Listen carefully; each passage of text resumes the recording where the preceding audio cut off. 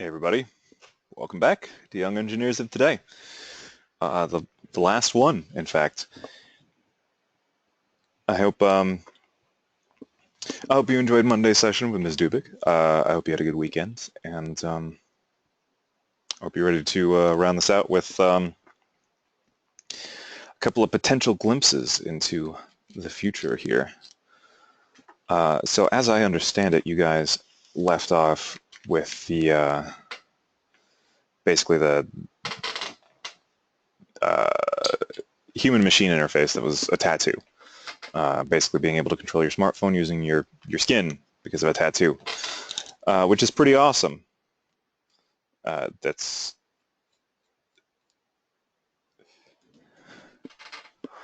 it's a big advantage if you're able to take something unfamiliar like a technology interface, I'm not going to say that we're unfamiliar with phone screens or anything like that, but interfaces change as time goes on, you know.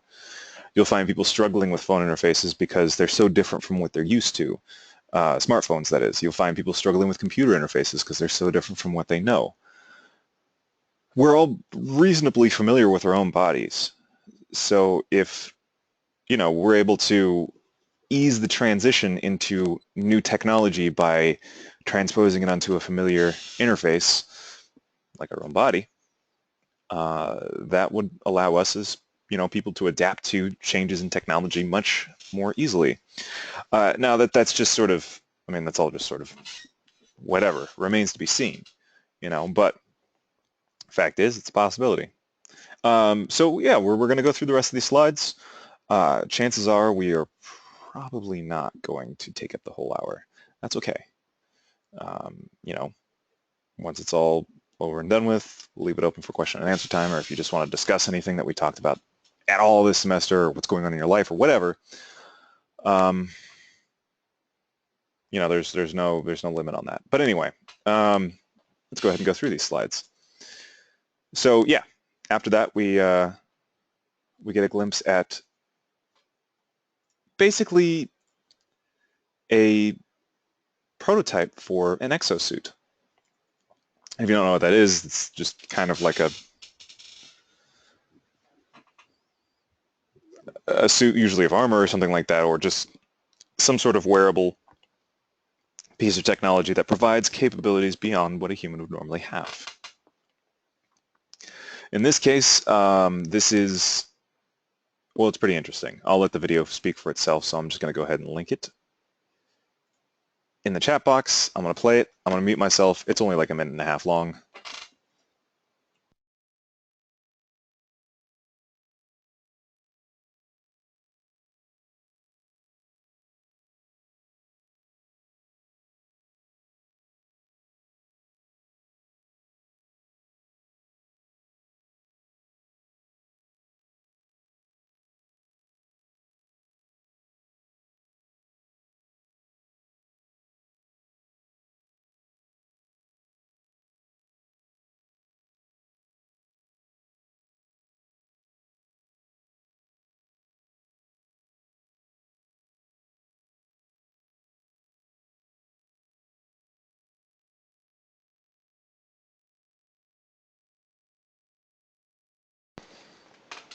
So it wasn't even a minute long. Very short video, but pretty cool. The whole idea that, that there's this bullet-resistant fabric because of the liquid inside of it. And the fact that the helmet provides so much more information to a person, and ability to communicate with some sort of tactical command means that it does change the playing field insofar as military operations are concerned. Now, war is not a fun thing to think about. War is not a game, but at the same time, we can enhance the survivability of people who are sent off, which is always a plus.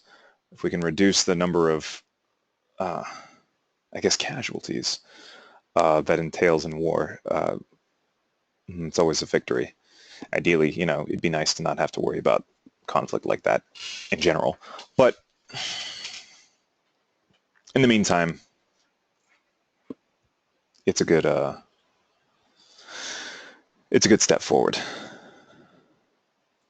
So next we've got AI. Now, this is just a set of predictions for AI in 2017. I believe this came out like late 2016.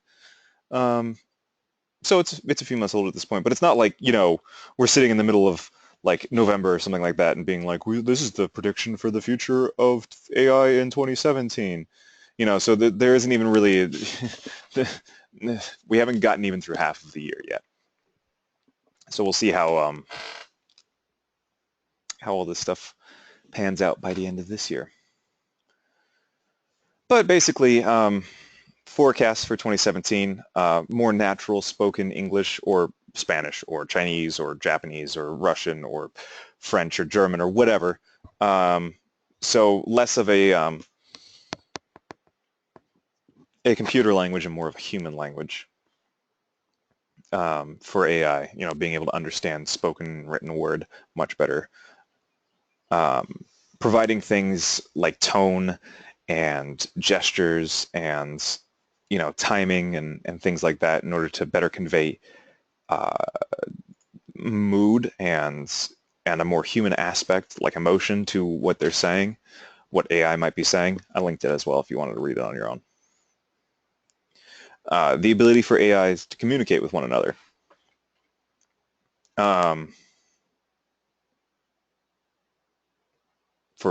Excuse me, AI is both the singular and the plural, for AI to communicate with one another. Much like how humans are so successful, evolutionarily speaking, because we have the ability to communicate with one another and to convey information to one another through, generations and cultures and things like that. The ability to share knowledge is really what makes us so technologically advanced. And if AI had the ability to not just learn from humans, but also learn from one another, that would be monumental in catapulting them, to a much more powerful form of, intelligence. Not necessarily than us, but just in general. AI technology will find its way into more applications and services. So we're going to start to find more things in our daily lives utilizing AI, whether it's through work or school or whatever, including Siri from Apple, Home Hub from Microsoft, and of course we know we have Amazon's Echo, which are all forms of AI. Because when we think of AI today, we think of it's not at the point of sci-fi artificial intelligence yet. They're not sitting there predicting the stock market and telling us our hopes and dreams and laughing and calling us puny humans and stuff like that. They're able to make correlations based on large, just reams and reams of data, and sort of learn and make rudimentary predictions based on that, as well as understand human language much better than previously able to. But we're not at the point yet where things are, at a sci-fi level of human interaction. Deep reinforcement learning, which is a technique for AI, allowed an AI to beat the world Go champion, which is a strategy game, a very, very old strategy game, basically involving placing colored beads or tiles onto a board. And chess has always been sort of solved by AI for a long time now, and that's because AI tends to look at all of the possible moves in the future, and that can involve a lot of moves, which means that AI tends to go slower in the early games of chess than it does in the later games, as that possible, that list of possible moves sort of compresses down into a much smaller set. Go has never been solved, well, at least until recently, hadn't really been solved like that, just because there are so many possibilities to Go. You can't really nearly as easily brute force it like you could with chess. When humans play chess, we tend to go like, okay, so the person I'm playing against is a very passive person, so I'm going to try and capitalize on the fact that they're not really trying to take any of my stuff, so I'm going to force their hand, and hopefully they'll make a mistake because they're not used to being aggressive, and I can take this and blah blah blah blah. But we anticipate moves in the future, much like a computer would, but we do it in more of a predictive sense. We go, okay, so this is probably going to happen because this person plays this way. A computer doesn't necessarily do that. It takes a look at all the possible moves and goes, okay, so if I move here, all of the possible moves that branch off of this particular move have the highest amounts of the highest number of situations that involve me winning. And then the human will move. And they'll go, okay, so now what are all the possible moves after this? Okay, so if I move this one here, all of the possible moves off of that move provide the highest possibility for me to win. So it'll move there, and so on and so forth. So it's very much almost trying to force a particular path, or at least adapt well. It's a much more reactive game of chess than maybe like a human might play. And that's why Go has been so difficult, because the possibilities in a Go match, the possible number of moves, is something like 1,000 times, 10,000 times more. Something ridiculous like that. And as a result, Go tends to be much more of a game where you play against your opponent. You know, there aren't as it's a game that hasn't really been solved yet, like chess has. And when I say solved, I mean, you know, there are very clear strategies that one would go about using, and you know, the way they would handle things. It's been said before that chess has been solved. You know, you can figure out all of the possible solutions that would lead to your victory, and they've all been kind of mapped out. Anyway. AI developments will lag behind talent gaps in big data analytics. Basically, part of what makes AI right now is it looks at just tons and tons and tons and tons and tons of data, and it tries to make trends based on that. It's like every time this happens, this is a result. Every time this happens, this is a result. That sort of thing, and tries to predict future behavior based on past behavior. Thing is, in order to make those correlations and things like that, it kind of needs to be, you know, you need to have a human look at all of these things and sort of provide guidance for the computer. On top of that, you know, as AI gives output for all of its experiences and things like that, you need humans in order to look over all of that data and make sure that it's sort of like doing things that are sane. Not necessarily from like a murderous AI kind of a thing, but just like a, you know, oh, today's a Tuesday, that means that bird's a purple. Like that conclusion doesn't really make any sense, and so that sort of thing would need to be weeded out before it became, you know, a big part of the AI's thinking, that kind of thing.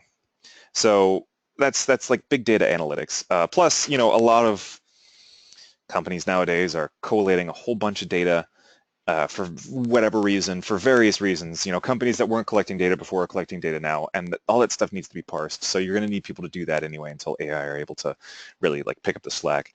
And so for that reason, big data analytics is anticipated to be a field in which there will be a lot of job openings. Big data tools, self-service.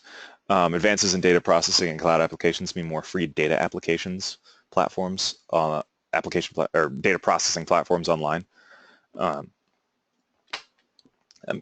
Basically means freer data, the ability to utilize data more, and potentially, you know, freer internet as well, which is always cool.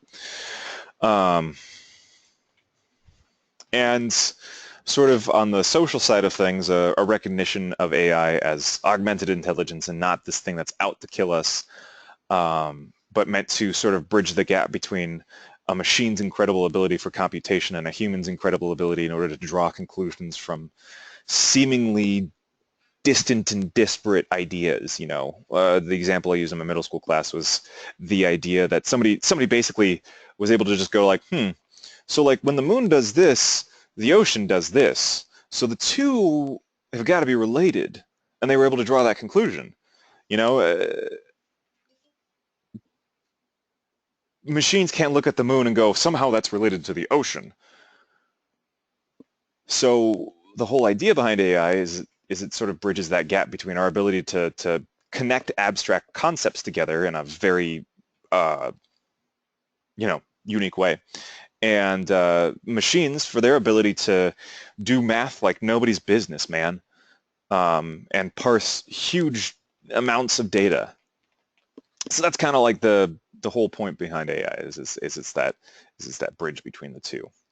Um, and it's meant to be, like it's meant to help us. It's meant to help machines. It's meant to help us with machines. It's meant to help machines with us. So yeah. On the other side of the social things, uh,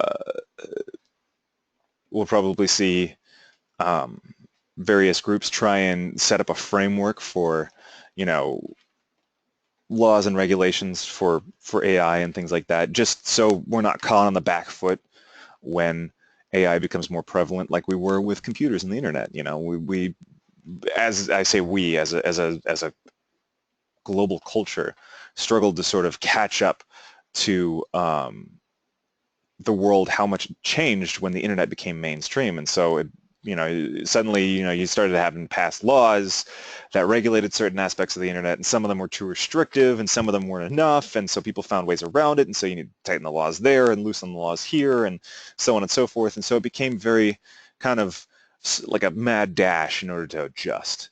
Um, and people are hoping that we won't be caught off guard like that this time, and instead we'll be prepared when something like this comes to fruition, something like this being widespread AI. And then AI is used in mainstream business as well too, because it's become cheap enough for companies to utilize, to contract services that use AI in order to do their businessy stuff, whatever they need to do.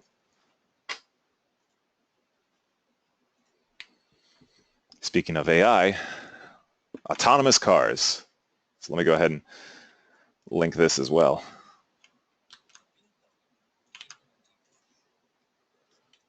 Oops, there we go. And again, I'm going to mute myself.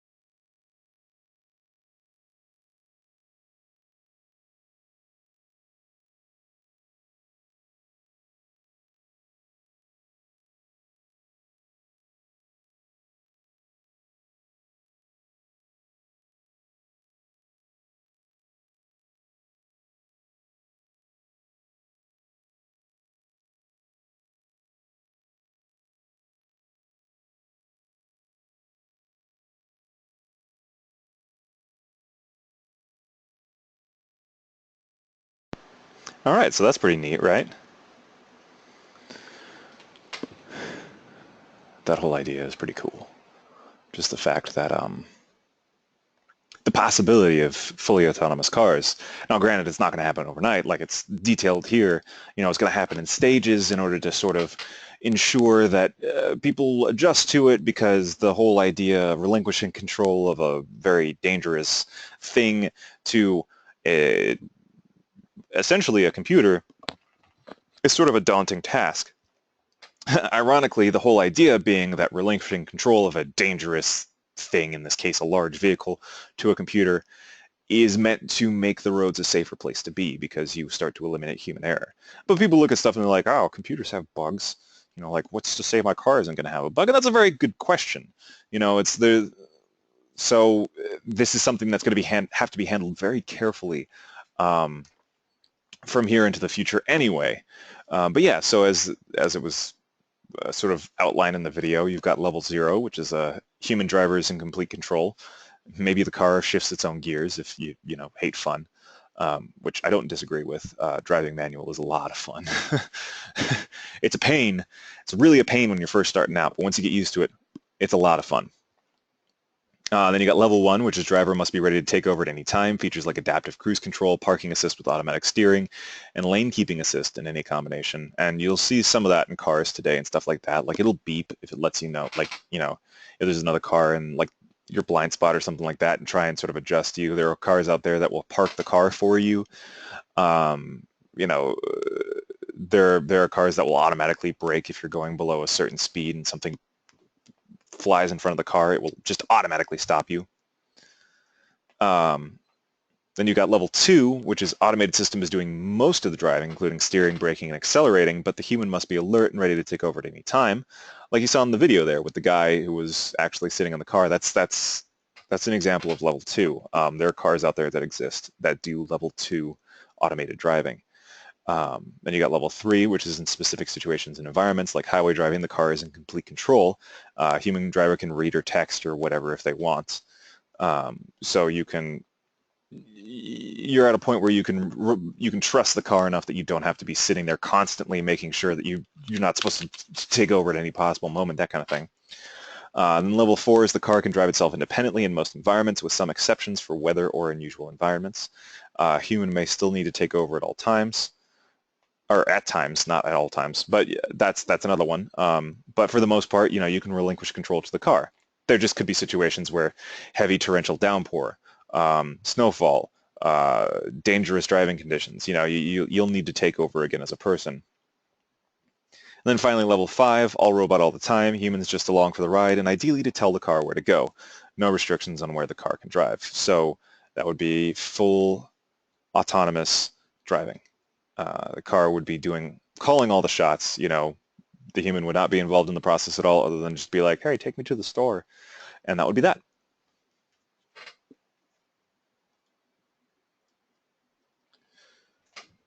And this is a whole thing on ethics for autonomous cars, just because this kind of goes back to the whole ethics for AI thing. You know, you run into situations where you have to make, you know, as a driver, you have to make decisions. You know, you might be in a situation where somebody's crossing the street and you can't safely get out of the way in time. How do you handle that situation? You know, do you swerve out of the way into another car? Do you try and find a third option that involves, you know, neither hitting the person nor the other car? Do you try and mitigate the damage to the other person as much as possible? It's an unpleasant thought, but these are things that happen to people while they're driving. Not all the time, but sometimes. And inevitably, that won't happen all the time, but autonomous cars will have to deal with these situations as well. So it becomes, you know, in these situations, who's culpable in case, you know, the car does something wrong? At what level of accident is it considered, you know, somebody's fault rather than just an unfortunate situation? In no-win situations, you know, where the car has no recourse, somebody will have to get injured or possibly even killed no matter what it does. What should it do? You know, should it protect the drivers as much as possible, or should it try to limit collateral damage as much as possible? They're tricky questions and they're unpleasant ones, but they're ones that have to be addressed because these are the kinds of situations where, you know, in the moment with a human driver, they make those decisions. You know, they go, okay, so I'm gonna whatever their choice may be. But an autonomous car is not going to defer to a human necessarily in situations like those. It has to make a decision in a split second. And so that's where you run into problems, where that that has to be programmed into um, the car's AI. So again, it brings it back to the whole idea of ethics with AI and generating a sort of an ethos, a set of a code around AI. What is it most concerned with? Doing the least amount of harm to anyone, to their their owners or whatever. Anyway, moving on from AI, we go to robotics. This one's pretty cool. Pretty weird. I'll go ahead and whoops, link this as well. You know the drill.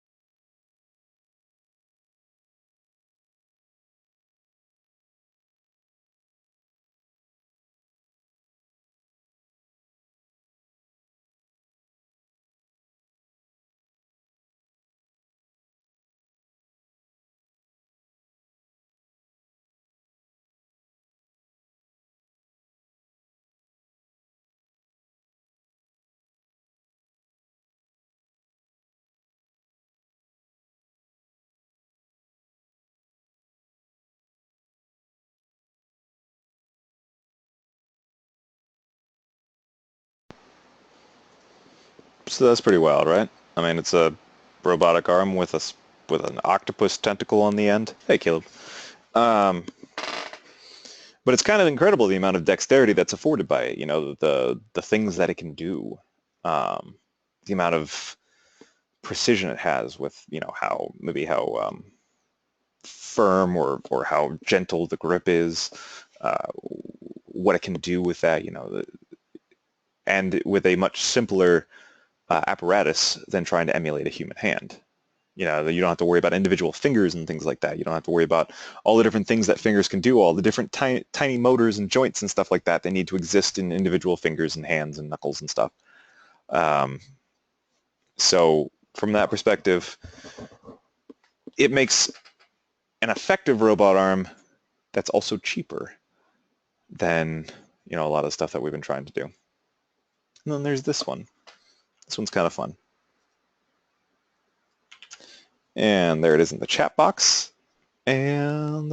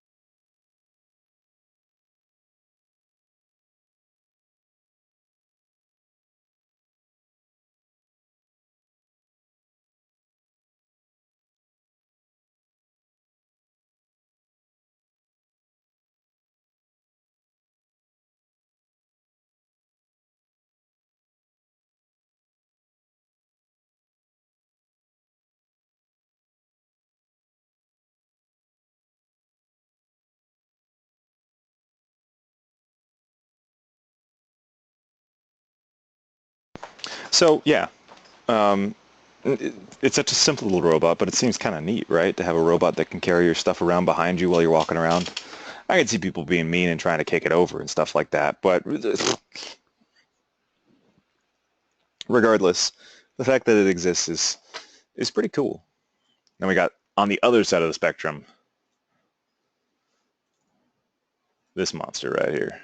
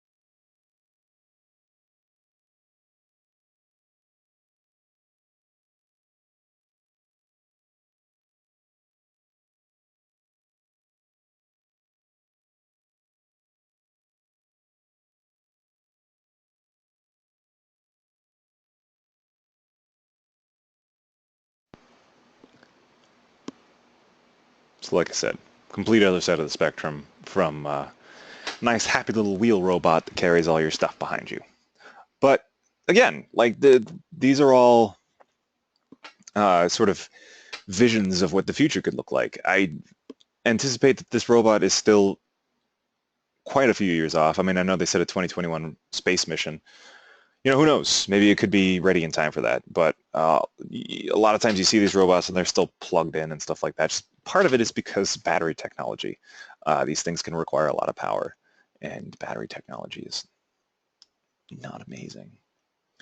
But yeah, so still pretty cool.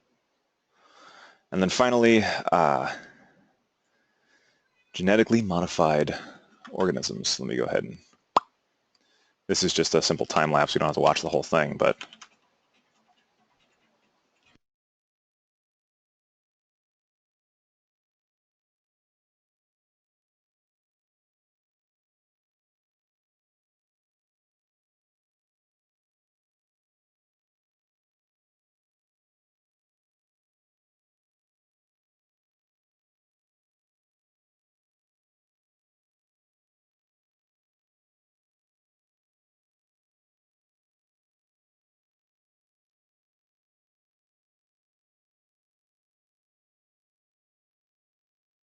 so it was actually very short anyway, right? I mean, you watched that and it was like, oh, okay.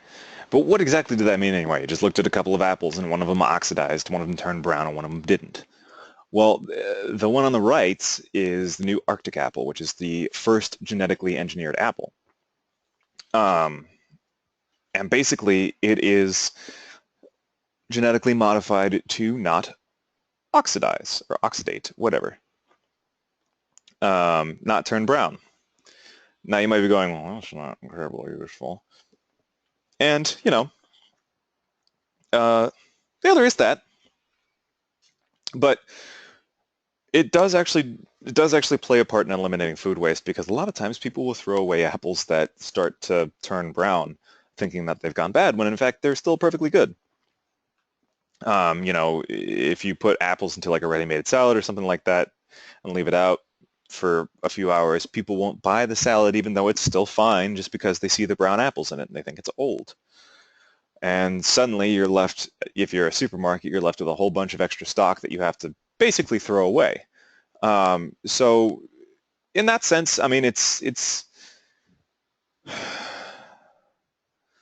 a bit of a minor thing, but there is a fair amount of food waste that occurs just because foods look less appealing. And I'll admit that I've been guilty of that as well. But anyway, the whole idea is the apple doesn't turn brown. And part of it is just to sort of prove a point, exhibit a genetically modified piece of produce that is, you know, as we can tell, perfectly healthy and safe. It's certainly not the first thing to be genetically modified. GMOs have been around for a while now. In fact, I think I used the example earlier on in the semester when we were talking about this stuff, but there was a form of rice, it was like a yellow rice, that contains some necessary vitamins and like amino acids and things like that that were missing from a person's diet if they, you know, maybe lived in a poorer country that could grow rice and all they ate was rice, even if it was like brown rice or something like that. White rice, brown rice, you know, they were missing some essential nutrients from their diet, and this rice was meant to help cover some of those gaps. Um, so, you know, GMOs can provide benefits like that as well. I mean, you know, there's a lot of fear and uncertainty surrounding GMOs, and it's not always necessarily unjustified. You know, we don't necessarily know the long-term effects of GMOs. Now, that's not me saying, hey, you should really be, you know, scared and careful of them. I'm just saying that there are all sides to be considered with this. I think that GMOs have massive potential. They have the ability to put a major dent in food crisis, in the global food crisis, because there are still many people out there today who are not getting fed. On top of that, in order to grow food, it requires a pretty impressive amount of resources that we're starting to strain now. You know, the amount of water is required to grow, you know, beef, the amount of water that's necessary for certain nuts, the amount of water that's necessary for, you know, corn and rice and things like that. And so GMOs have been engineered in order to tackle those things as well, you know, so you don't have, they're more resistant to changes in water and things like that, changes in watering. They don't become as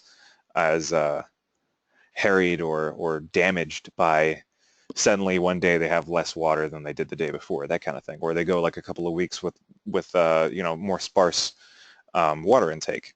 It won't ruin the crop necessarily, which is a massive thing, you know, because sometimes it requires a I keep mentioning water, but that's because that's become a very um, important resource recently for us as people on this planet. It's becoming a source of concern. Um, Again, not to be like, oh gosh, like you should be totally scared, but like it's something to be mindful of. It's something that we need to address. It's something that could potentially become a problem in the future, you know, if we aren't smarter about how we use our water. And so that's one of the things that it tries to alleviate. So we can still have crops that can be, you know, water intensive, and we can reduce the amount of water necessary in order to grow them. On top of that, you know, there are ones that are more pest resistant and things like that, so you don't have to devote as much in the way of pesticides to keeping them safe, which can make the foods healthier as well. So there are certainly measured benefits, measurable even, benefits to genetically modified foods. There are concerns out there that we don't know, you know, what effects it would have on like the human body to be eating these over the period of a lifetime. And that's a valid concern, you know. Who knows? It's entirely possible that nothing will come of it. It's entirely possible that something will come of it. It's entirely possible that, who knows, something beneficial could come of it. It's entirely possible that it becomes a major health concern, you know, 60 years from now, until, you know, because there was this whole generation of genetically modified foods that, you know, provided that caused long-term issues for people or something like that. You know, who knows? That's the thing. The future is unpredictable, and it's important to understand that we should anticipate as best we can and mitigate as best we can any potential pitfalls of this kind of stuff. So the whole idea, the whole reason why I'm bringing up this stuff about, you know, concerns with GMOs is, again, not to sway you guys to one side or another necessarily. It's just to let you know that these things are complicated, big, and nuanced. And it's important to look at all sides of them. But yes, GMOs do have the potential to alleviate